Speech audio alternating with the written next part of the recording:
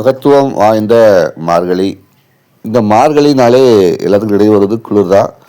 அடுத்தபடியாக பரமபத வாசல், அதாவது சொர்க்க வாசல் திறப்பு தான் பெருசாக பேசுவாங்க. நம்ம இந்த சொர்க்க வாசல் திறப்பை பற்றி தான் பேச போகிறோம். காலகாலமாக இந்த சொர்க்க வாசல் திறப்பை பற்றி எல்லாருமே பேசுகிறாங்க. சொர்க்க வாசல் இல்லைங்க, எல்லோரும் உள்ளே போய் சாமி கூட்டில் வராங்க. ஆனால் உண்மையிலே சொர்க்க வாசல் திறப்பில் என்ன அவசியம், என்ன பலன், அதில் நம்ம இந்த விஷயம் சொல்ல போகிறோம். யதார்த்தமான விஷயமா சொல்ல போகிறோம். நிறைய பேர் கேட்ட விஷயங்களை உங்கள்கிட்ட பகிர போகிறேன். பொதுவாக பார்த்தீங்கன்னா இந்த மார்கழியில் உங்களுக்கு தெரியும் குளிர். இந்த கடும் குளிரில் காலை நேரத்தில் அந்த கடும் குளிர் தண்ணியில் குளிச்சுட்டு பெருமாளை வணங்குவாங்க. அது ஒரு மாதம் முழுவதும் மார்கழியில். இதில் என்னென்னு பார்த்தீங்கன்னா, இறைவன் மனசை குளிர்ப்பதற்காண்டி தான் நீங்கள் கடும் குளிரில் வெப்பப்படுத்தாமல் இறைவனை வணங்கக்கூடிய பொருள்படும். அதாவது இறைவனை குளிர்ப்பதற்காக தன் உடலை வருத்தி இறைவனை வழிபடக்கூடிய காலகட்டம் தான் இந்த குளிர்கால மார்கழி வழிபாடுன்னு சொல்லுவேன். அந்த வகையில் ஒரு முக்கிய வாசல் திறப்பு, அதாவது பரமபத வாசல் திறப்பு, வடக்கு வாசல் திறப்பு தான் முக்கியமான விஷயம். இன்னொன்று விஷயம், வடக்கு வாசல் வழியாக தான் இந்த பரமபத வாசல் சொல்லப்பட்ட சொர்க்க வாசல் திறக்கப்படும். இந்த சொர்க்க வாசல் திறப்படின்னு பார்த்தீங்கன்னா, அதிகாலையிலே பக்தர்கள்லாம் அதிகமாக சொர்க்க வாசல் வழியாக செல்வதற்கும் தரிசனம் பெறுவதற்கும் ரொம்பவே ஆர்வம் காட்டுவாங்க.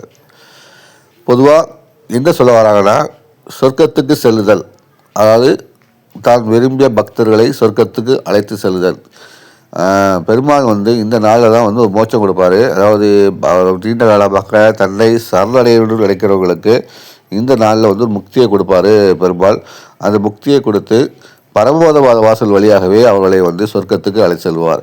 அதனால் இந்த சொர்க்க வாசல் திறக்கப்படும் போது யாரெல்லாம் முக்தியை விரும்புகிறார்களோ அவர்களுக்கு முக்தியை கொடுப்பார் அந்த பெருமாள். அதுக்கான காலகட்டம் குறிப்பாக சொல்லணும்னு பார்த்தீங்கன்னா, மூதையார்கள், பல மூதையார்களுடைய முன்னோர்கள் பார்த்தீங்கன்னா ஒரு முழுமை பெறாத வாழ்வை வாழ்ந்து இறைவன் சந்நிதியை அடைய முடியாமல் உலாவுகின்ற நிலை ஏற்பட்டால் இந்த தரிசன முறை உகந்தாக இருக்கும். இந்த நாளில் நம் முன்னோர்களுக்காக வேண்டிக் கொண்டு இந்த சொர்க்க வாசலை நீங்கள் பயணிக்கும் போது நம் முன்னோர்களுக்கு ஒரு மோட்சம் கிடைக்கும். அதாவது அவர்களுக்காக நீங்கள் வேண்டிக் கொண்டு இந்த சொர்க்க வாசல் வழியாக பெருமாளை வணங்கும் போது, சொர்க்க வாசல் வழியாக வரும்போது நம் முன்னோர்களுக்கு அந்த பலன் கிடைத்து அவர்கள் கண்டிப்பாக சொர்க்கத்தை அடைவார்கள் என்பதுதான் ஒரு விஷயமாக பார்க்கப்படுது. அதே மாதிரி சொர்க்கத்தில் போய் சேர்கின்ற அந்த முன்னோர்கள் அந்த அருளாசியை நமக்கு வழங்குவார்கள். பூலோகத்தில் இருக்கிற நமக்கு அந்த அருளாசியை வழங்குவார்கள் என்பதால் இரட்டிப்பான ஒரு மகிழ்ச்சி தரக்கூடிய விஷயமாக தான் இந்த சொர்க்கவாசல் திறப்பு பார்க்கப்படுகிறது. அதனால் இந்த சொர்க்கவாசல் திறப்பு என்பது முக்திக்கான ஒரு வழி, சொர்க்கத்துக்கான ஒரு வழி.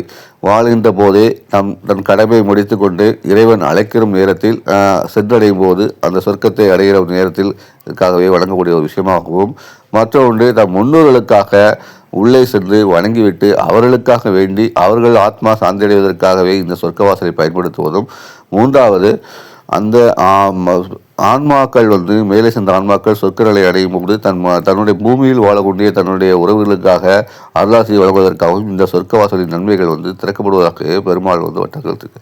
பொதுவாக பார்த்தீங்கன்னா பெருமாள் யாருன்னு பார்த்தீங்கன்னா காக்கும் கடவுள். அதாவது மனிதர்களாக இருக்கக்கூடிய மட்டுமல்ல அனைத்து உயிரினங்களையும் காக்கக்கூடிய பொறுப்பு யாருக்கு இருக்குன்னா பெருமாள் தான் இருக்குது.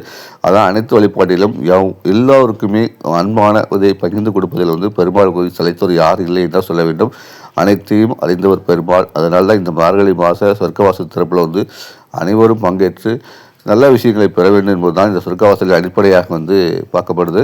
வடக்கு வாசல் திறக்கப்படும் அந்த சொர்க்கவாசலில் முதலில் நம்மாழ்வருக்கு பெருமாள் காட்சியளிப்பார். அதற்கு பிறகு மற்றவர்களுக்கு ஒரு காட்சியளிப்பார்.